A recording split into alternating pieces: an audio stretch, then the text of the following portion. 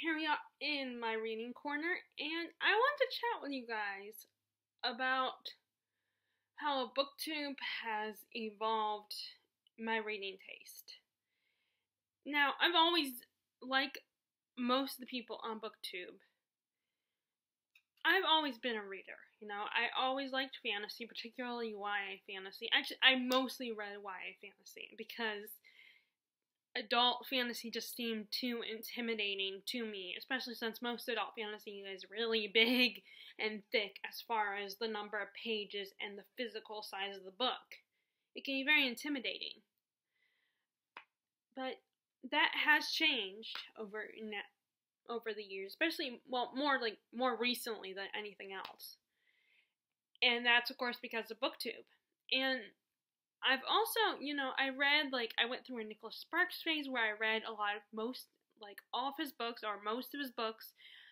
I don't think I've read all of them, but I know I haven't read all of them. But I was always looking for the next Nicholas Sparks book, and I think it was partly because it was a book that both my mom and, to an extent, my sister read. They were books that we read together.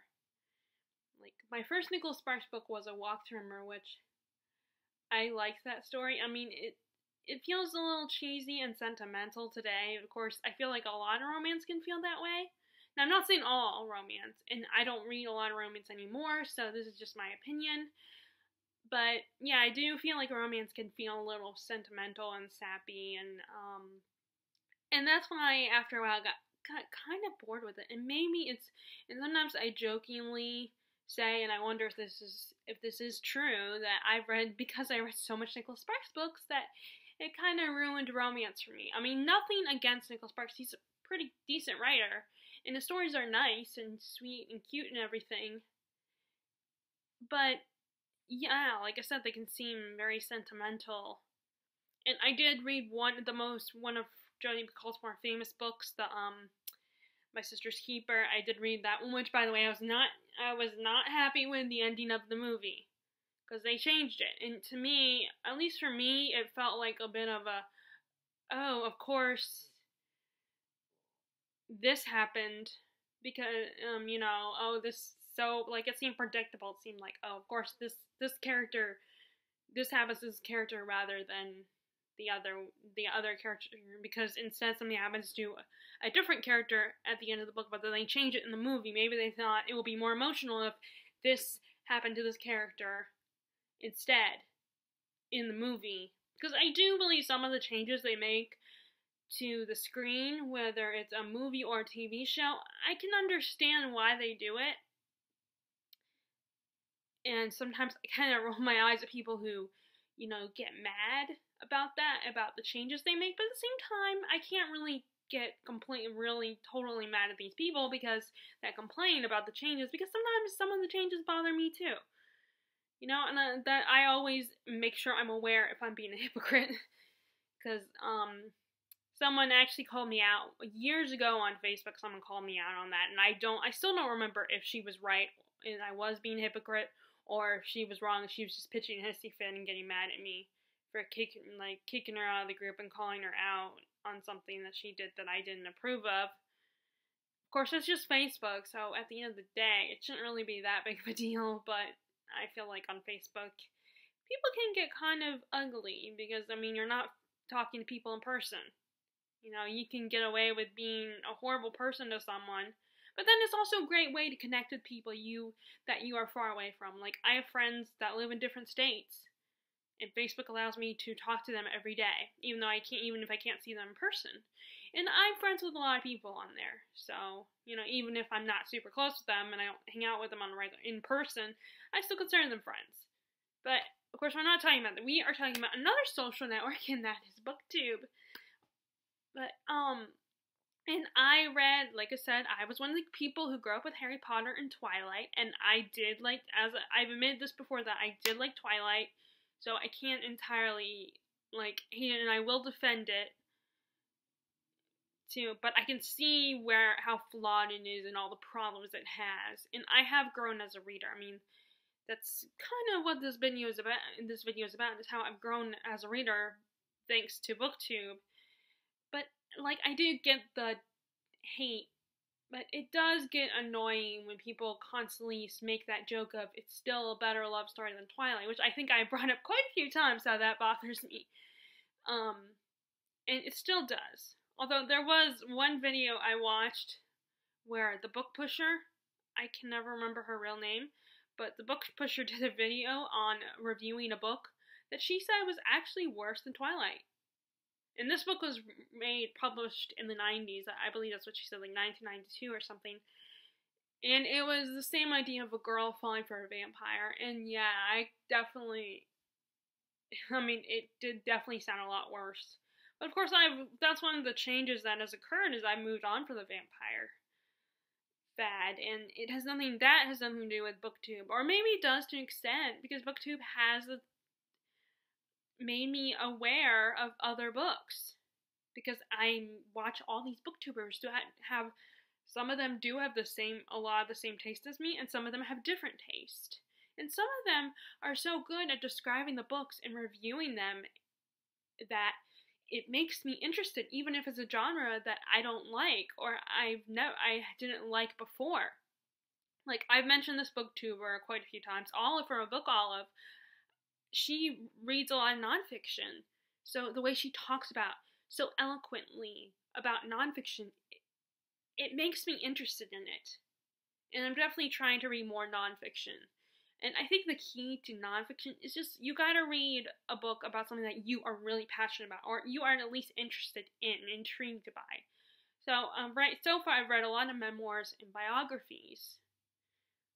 Like before BookTube, I read the biography on Chaplin, or his autobiography actually. It's his what he wrote and about himself. And then I read, when I went through this phase where I was really into Amelia Earhart, I think that was during the time I took women's history class, and I just, for some reason, really got into, I chose to really get into Amelia Earhart. Plus, I had the perfect hair for dressing up like her at the time. It was shorter than this, so I was able, it might have been this length, and we were able to curl it and stuff. And actually, thinking about now, I was talking about Gotham, and I mentioned Gotham in my last video, and I mentioned Gotham several other times. I even did videos connected to about it and everything.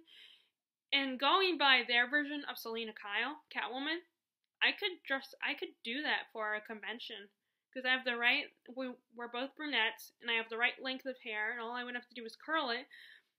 And I used to have a leather jacket, a bomber jacket, but it was a cheaply made one, because it was for my Amelia Earhart costume. So I could, if my parents didn't mind, we could buy a new one. And then I just need to get goggles and gloves and stuff, and I could play that version of Selina Kyle. But I just, it's like, but being aware, I think, can both be good and bad. Because, yes, it's good because there are so many other books that have gotten my interest now, because the way people talk about books, like Olive from a Book Olive. But at the same time, even though I'm more aware of books and I will be expanding my book horizons because of it, the awareness also makes me, I feel like it can kind of stress you out. Because it can be stressful on your bank account, because then of course, most of these things you can control. You can exercise self-control. So it's not like I'm not blaming BookTube for this, because it's something I am aware that I can control this. But yes, BookTube does, because it makes you more aware, you're more tempted to buy books that you hear about. Now there, of course, and yes, not only can I control and not buy the books, but also you can borrow them from other people, or as long as there's a library close to you, and you can get it from the library. Now my library is a small library, so there is a chance that not every book that I hear about that I'm interested in on BookTube is gonna be there at that library. That's a fact. And also, I have an independent bookstore that's 10-minute walk from my house now. Because before, the bookstore was you have to drive to there. And I do have a Books a Million close to my house too, but I still have to drive to the Books a Million. And my disabilities make driving something I cannot do. Maybe one day I'll be able to do it. But it's a 10-minute walk for me to go to the used bookstore and buy books. Like, the most expensive book is like $5. So I can buy it cheap. Now, the only argument I can make against the bookstore is that it doesn't have a lot of, it doesn't, like, the YA section, young adult section isn't very big. It's like a table with a handful of boxes with books in it. And also, because this originally is, and again, I've said this before as well, that this was originally a retirement community. It's one of those gated golf type communities without the gate. And so it mostly consists of books that people that are older would read.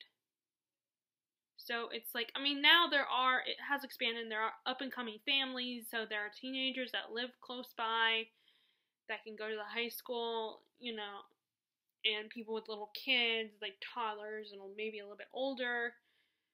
But there's not a lot of people in my age group, or at least people that would read my kind of books. I mean, maybe some of the teenagers would read these kind of books, but mostly mostly that bookstore has half the bookstores consist of mysteries. There's displays of romance novels, and then there's some literary fiction. So that's the other thing that helps me, is that this used bookstore doesn't have a lot of fantasy and doesn't have a lot of young adult. So I'm kind of forced to compromise and find a book that's an more literary book that will still have the same interest that I like. Now, like I said, I liked history, like historical fiction, not history books. Although I've since, again, like with the help of BookTube and Booktubers, there are some history books that I like, historical nonfiction that I am kind of interested in. And there's also, and I did read Stephen King when I was a teenager, but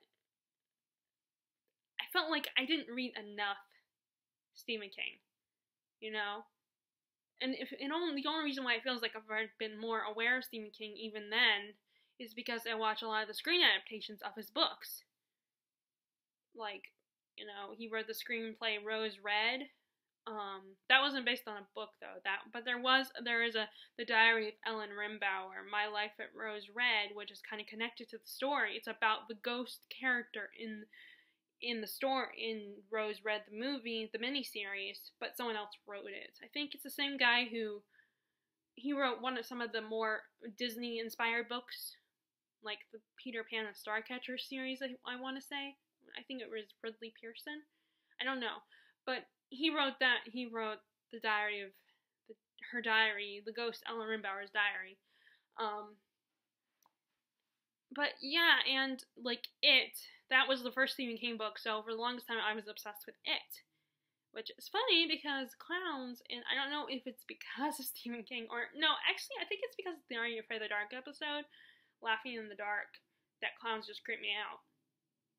And which it's really funny because I have no problem I like watching horror movies where the killer, like, where we're dealing with an evil demonic clown, whether it's an actual person or a clown type, a spirit that takes the form of a clown, like It.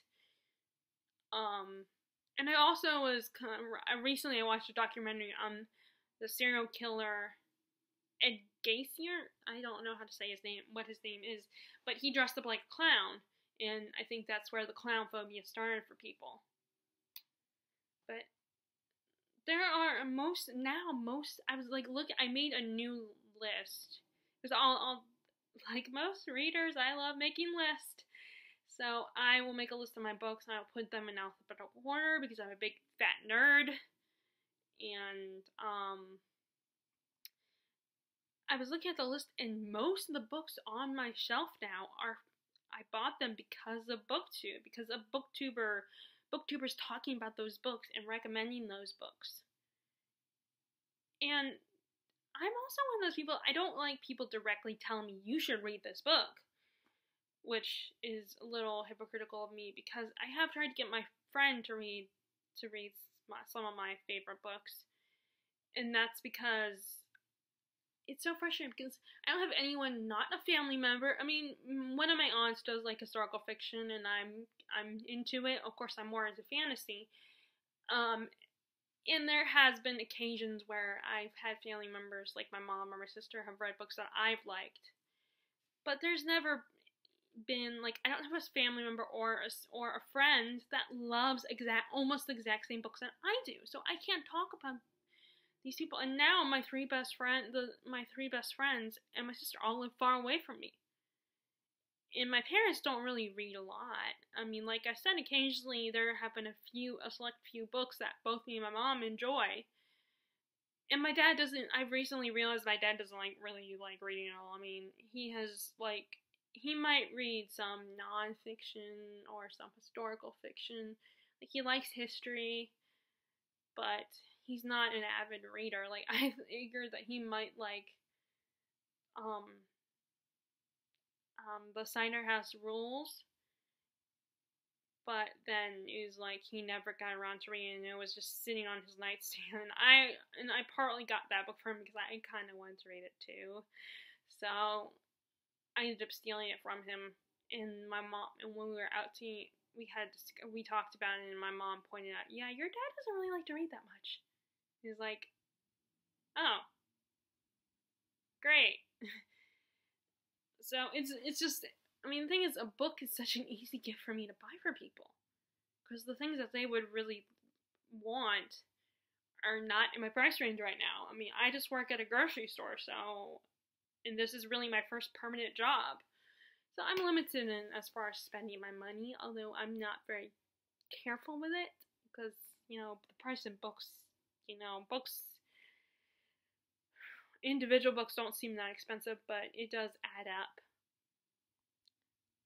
So, there are a lot of, V. Schwab is an author that I discovered because of Booktube, because a Booktuber talked about this book, about this author, and so far I've read Vicious by her, and I've read her other series, Shades of Magic, and I do want to read The Savage Song, the duology, The Savage Song. And I guess I wasn't going to take it down, but I guess, yeah, Crooked Kingdom, that's another one that, because of BookTube, particularly because of Sam from Thoughts on Tomes, who's a huge fan of the Grisha trilogy. Now, I wasn't a huge fan of the Grisha trilogy personally. I liked it, but I didn't love it.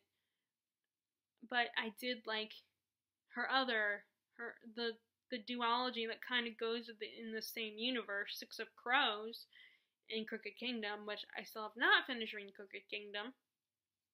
I might get maybe close to the halfway point. I don't know. But yeah, this is a really great series about superhero or super villains actually, and how they discover that the way you get powers is having a near-death experience, and the main characters' relationships are very complicated and messed up, and I like those kind of stories. This book reminded me that I do enjoy those kind of plots where the relationship between the characters is very complicated, and they don't always they're frenemies. I like frenemies stories, although they're more enemies than frenemies. But they start out as friends and then eventually devolve into enemies. And another author, thanks to YouTube, that I discovered is, I can't remember which Booktuber specifically inspired me to get into this, but that's Mistborn. This is by Brandon Sanderson, and so far I've really enjoyed his writing, and I enjoyed this world he created, and it's nice to know that he's an author who will take tropes and mix them up and twist them inside out to make the story even more interesting and surprising. And he does write middle grade books too, I believe. So I would love to, I think I might check out some of his middle grade if it's at the library. And the other one that kind of reminds me, but I don't know if I have her books down here, but Robin Hobb, she's another author that I've really enjoyed. I mean, it's more slow paced, but it's still an interesting story. And what makes it special, her so special to me, not just because she's a good writer, but because she's a woman writing this epic fantasy, this very dark epic fantasy. I mean, well, not dark, but the protagonist's life is a little bit depressing at times. And although I hope it's okay for me to use that word, because I feel like sometimes that word can be risky to say, to use that lightly.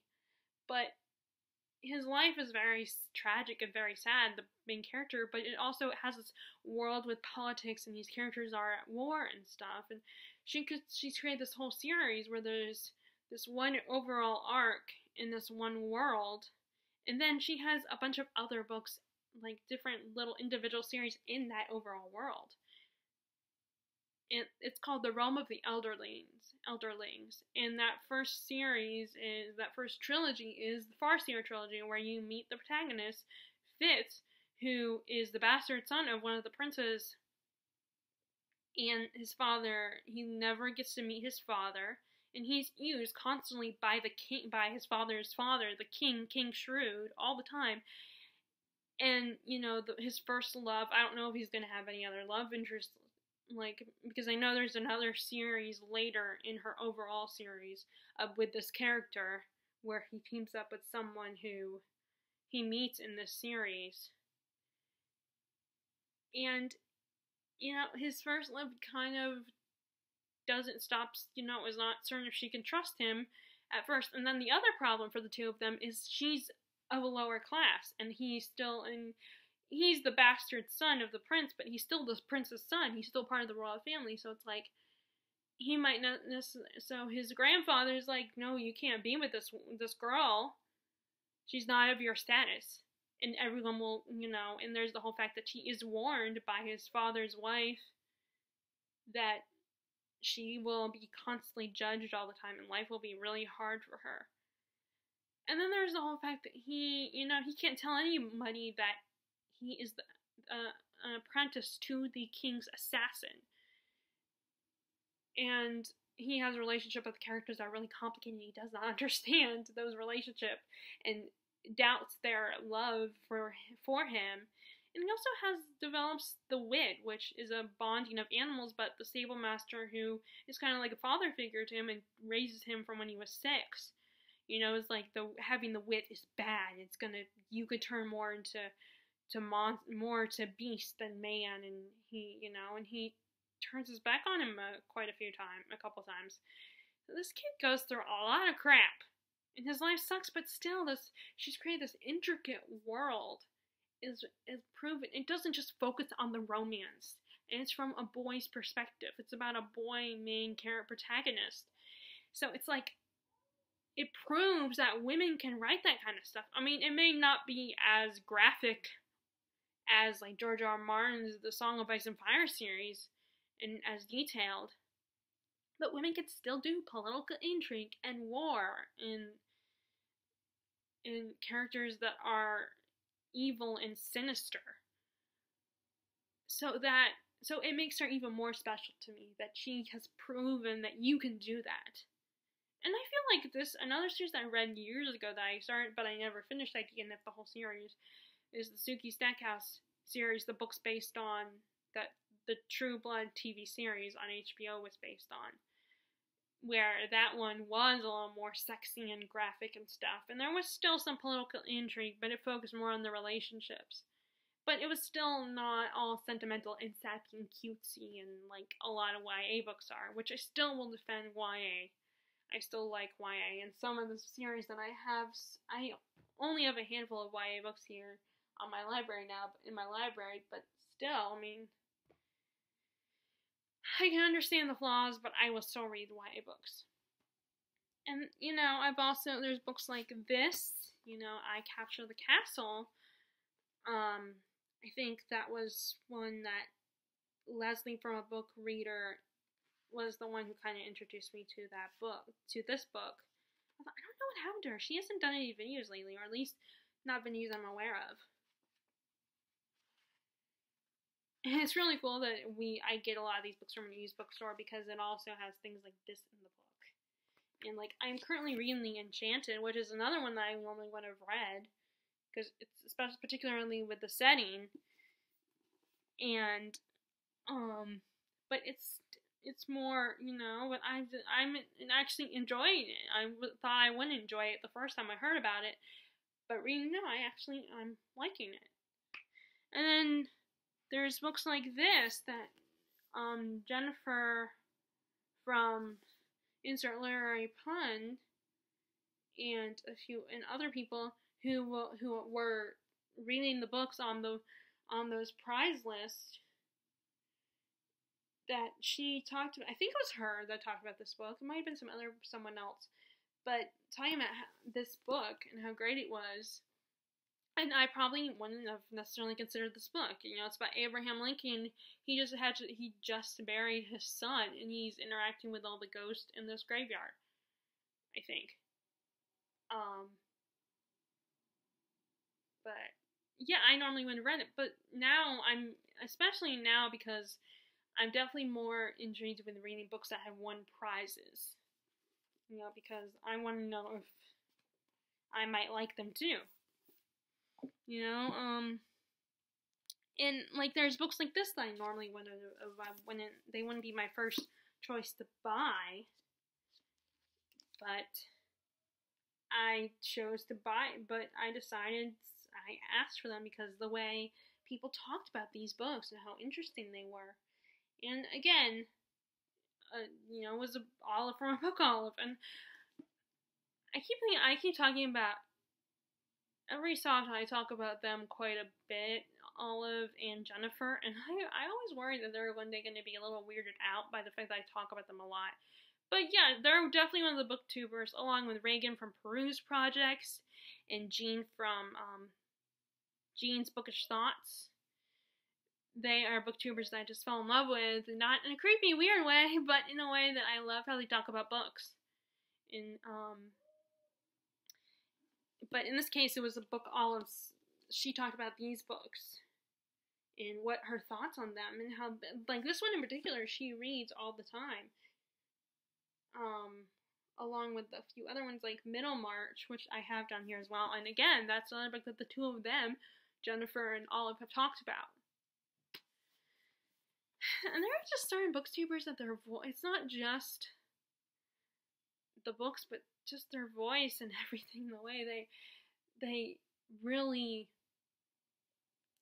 it's hard to explain, but there's some people that listening to them is really nice, and like it's not like necessarily like how your crush, because I'm not how it's not this, it's kind of the same thing as like how the person that you crush on, whether they're a celebrity or someone you're like, oh, I can listen to them read a cereal box or like a telephone book, but it's kind of like that, but it's not, because it's not like I'm not attracted to these girls.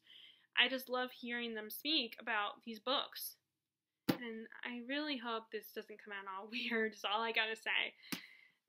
Of course, it's probably when I make videos just start rambling, then I'm not always careful. I don't think about what I'm gonna say, but all these. I really probably don't need to talk about all these books I took down, because I took down quite a few of the books that I decided. Here's another one that I normally wouldn't read, Midnight in the Garden of Good and Evil. And I'm sorry if I keep mentioning these two girls, but again, there's another one that Olive from Book Olive talked about, and the way she talked about this book and described it. And this cover actually kind of reminds me of Rose Red a little bit. Like there's, in the back of that the Rose Red house in the movie, there's this statue, there's the, like, around the whole house, the backyard and the front yard, there are these really creepy looking statues, and at one point, when the ghosts start taking over and everything, and killing each of these individuals, they do come alive, temporarily, to scare these people. So, that reminded me of that. I think, okay, this is a little bit of a different person I can't remember his name, but it is a different person. I wish I could remember his name because it will make me feel a little less guilty from constantly mentioning those two particular girls all the time. Like, because it's not just them that I take their recommendations. There are other booktubers I take recommendations from. And this one was from, this one is, and when I say take recommendations, I don't mean I actually, we go back and forth and stuff and we tell each other about, I mean as in I watch their videos and the books that they talk about gets me to read them, and I wish I could remember his name. This guy, he's a male booktuber and he's British. I know that, but I don't remember his name. I feel bad that the only thing I know is that he's British. I mean, I know him, but, like, I don't remember. I wish I could remember. Simon from Savage Reads. I think he was the one who, the way he talked about this book is the reason why I decided to get it. Now, and funnily enough, though, sometimes some of these people, even if they talk about these books, it's not always positive, but it will still get my attention. And then there's also, like, Elliot from Elliot Brooks' channel, although in this case, it's not because she talked about this book. I mean, she talked about reading this book, but it was more that I saw she had this book on her shelf, and I had been wanting to read more epic adult fantasy. So I saw that she had this, and I didn't know if she read it or not, but I decided not to look it up and go get it because I was worried that I might change my mind if she did read it and did a review on it. And as you can see, I'm kind of at the halfway point of this book, which it's great though, because what's nice about this book is the chapters are kind of short anyway, so you easily can get to the halfway point in a couple weeks, as long as you don't get interrupted too much, which is part of my problem sometimes. And then Elliot also was the one who got me to check out this series, the Witcher series, which was, I don't know if I think the books came first and then the video game. Oh, yeah, it says, the books came first, the New York Times best-selling introduction to the Witcher series that inspired the Witcher video games. And I'm not a video game person, but I will read the books. And it was Elliot Brooks who got she is obsessed with these books, so the way she talked about them definitely got my attention. And like I said, I'm trying to expand my reading horizons. Now let me type of this one book real quick, because this is, okay, well, let me also talk about, these books, so that before I end this video and stop talking, I'll talk with some other booktubers that, because of the way they talk about books, it got me interested in them. I think Leslie from Words of a Reader was the one who got me interested in Sarah Waters, who writes a lot of historical fiction, and a lot of, and some of them are very romantic stories. And it also has LGBTQ rep, because a lot of them are about female couples, like lesbian couples. And the first book I read was The Paying Guest, and I really liked that, and I also liked the setting of the 1920s in England. I thought that was really good, and it was a very beautiful story. Now, don't take my word for it, because even though I liked it, there are some booktubers that point out some things and said that, oh, I didn't like it, and I'm the type of person who's, easy to please, and then it's, after the fact, I hear what people have to say, why they didn't like it, so, oh, yeah, that's why, and okay. Now, before I go, I want to talk about one more booktuber, because I don't want this video to be too long. But, well, first, the funny thing about this was not because a booktuber talked about this book, but I do kind of feel like BookTube, I wouldn't have normally picked out this book if it hadn't been for BookTube. but it wasn't an actual booktube recommendation, like a booktuber recommending this book and talking about this book.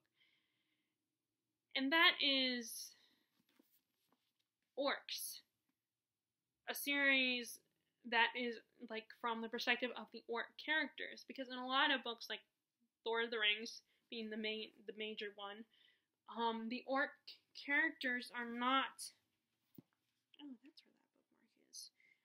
The orc characters are like, they're usually the lackeys of the bad guys, and they're just, But this story is actually from the perspective of orcs, and portrays them as much more human and interesting. And I say that booktube, even though it wasn't recommended by a booktuber, I still say it's because of booktube that I got this book, because I wouldn't have normally considered it before. And I wouldn't even noticed it. I mean, maybe I would have because it's fantasy, but I feel like because of booktube, I'm more open to trying different things that are, or even books that are from the genres I do love to read, but I still might dismiss that book because it's not like this one. I mean, first of all, look at that cover. It's very scary. I mean, when I bought this at the used bookstore, the saleswoman was a little like, interesting choice. And I kind of had to explain from what I read in the back with this one that it's kind of like painting the orcs as not necessarily the villains. But yeah, this is a scary looking cover. But I wouldn't have considered this book because I would still be stuck reading the typical books that I like to read. I mean, this is not about elves or fairies or witches or wizards or anything, but it's about orcs. And I keep repeating this, but I never would have considered reading a book about orcs. But now BookTube has got me interested in expanding my horizons, and I have started this. And also, this is another one of those books that have sprayed edges. And this is the paperback. You don't normally see the sprayed edges on a paperback. And I don't know if any of the other books, because I did bought 2 more books in this series. I don't know if any of the other ones have sprayed edges. I don't think they do. I think they have regular pages. But because this is a special edition, they painted the edges. They sprayed the edges, which I think is really cool because, like I said, you don't see those on paperbacks. You mostly see it on hardbacks. But I think they should do paperbacks like this too. As far as aesthetics, because it is nice and adds some uniqueness to the physical appearance of the book. And I think I've seen at least a couple other sprayed edges paperbacks. And then let's dive at this last one real quick. Also, Leslie is another Words of a Reader. Leslie's Words of a Reader also got me interested in reading more Steinbeck. I read *Of Mice and Men* back in middle school, and at the time I didn't really like it, but I think now that I'm older and more mature of a reader, I might appreciate it more. So she kind of got me interested in Steinbeck's work, in trying it again, and reading *Of Mice and Men* again. But here's just to show you a different booktuber that got me into book, and that is Jess Reads Books. And the way she talks about this book, like, normally I wouldn't consider it because it's about a group of guys, but again, the way she talked about it made me more intrigued by it and interested in this world. And like I said, I don't want to. And I think the other subconscious, I don't know if subconscious or is it unconscious. Maybe, actually, I think it is subconscious. I have to look at, because now I'm obsessed with trying to know the difference between what a subconscious is, because every time I watch this one particular review of this person talking about 50 Shades of Grey, which I find it's a really amusing review, that she was like, clearly E.L. James doesn't know the difference between subconscious and conscious. So now I'm kind of obsessed, and I'm thinking, do I know the difference between subconscious? Do I know what a subconscious is? But, so like, the way she talks about this book it's very, describes as very entertaining and very funny. And she admits that it does, because it's about a group of old men, it does have that crude guy humor. But I'm not totally against that, you know? I mean, yeah, sometimes I get tired of it in movies and stuff. Like, because a lot of guys will make things like pervy jokes and fart jokes and stuff like that. And yes, this book does have that stuff in it from what she said. But I'm willing to try it. And plus, it's a fantasy story, so that might help. And plus, I've read A Song of Ice and Fire series, like at least the first 2 books. And I'm currently rereading the second book because I got halfway through the third book. And it's been like quite a few years since I've started the third book, so I ended up restarting it. She's also the one who got me interested and really intrigued by Needful Things by Stephen King. Like I said, I was already into Stephen King. I was already intrigued by him. But now I'm even more interested in reading his books. Like, I'm currently reading The Stand by Stephen King, which has taken a really long time because, you know, his books are big, fat chunkers, over 1,000 pages sometimes. And she talked about, like, Natasha for my reading is always talking about how intriguing The Stand is and how interesting. And that was one that I wasn't certain if I would like it. You know, because of what it's about, I wasn't sure if I would be interested in it, but so far I'm really liking it. I mean, some parts are dry and a little boring, but I'm really interested and intrigued by it. And Just reads a lot. I think that's her channel name. She got me interested in Needful Things. And actually, Needful Things, the main character in Needful Things, well, I think she said his name was Leland. Kind of reminds me of Rumple a little bit. Rumpelstiltskin. For those of you who don't watch Once Upon a Time, or didn't watch Once Upon a Time, it's finally done. It finally is canceled. But yeah, it kind of reminded me of Rumpelstiltskin a little bit. This guy, the guy in that story. And I think, and then let's see. I have so many books here, but I don't want this video to be too long, and I probably didn't need to take down all these books. But yeah, and my thing is, every time I look at these books, like, end up staring at them, I'm like, I want to read that one. I want to read that one now. I want to read that one now. I want to read that one now. And it's very stressful because it's like I can't read them all. I mean, I can read a few at once at the same time, but you know it would take longer for me to read them. And I haven't got. I mean, I like the idea of audiobooks, but I only really have like one audiobook.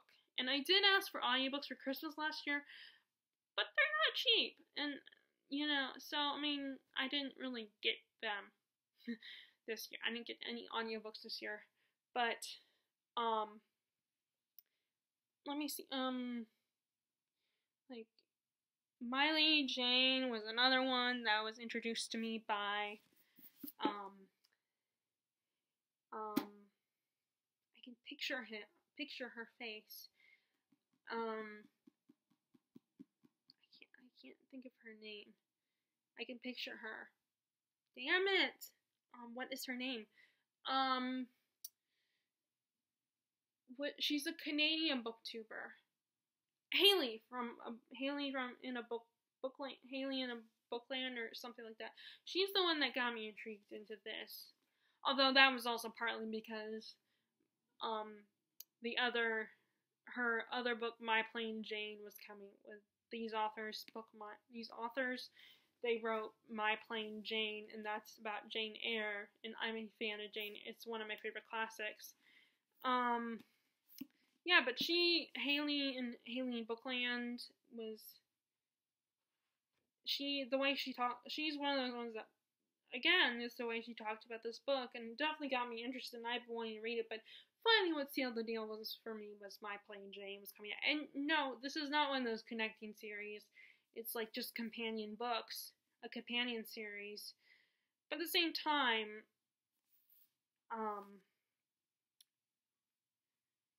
it definitely got my attention.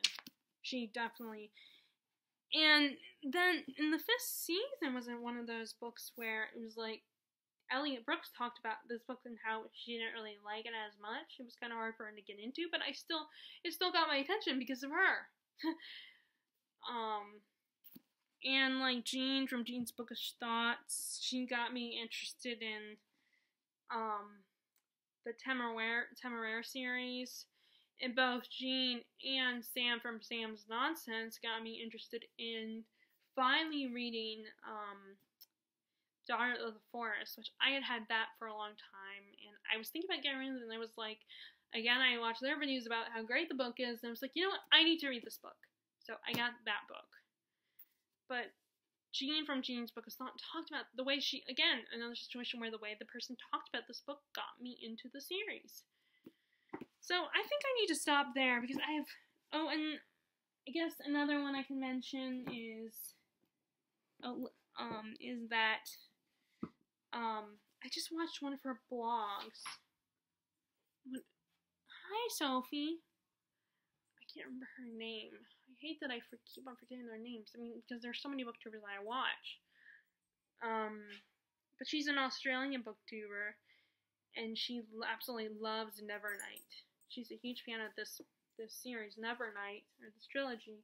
So she was the one who got me interested in Nevernight, and I wish I could remember her name so I could give her credit. Is it a book owl? No, it's not her.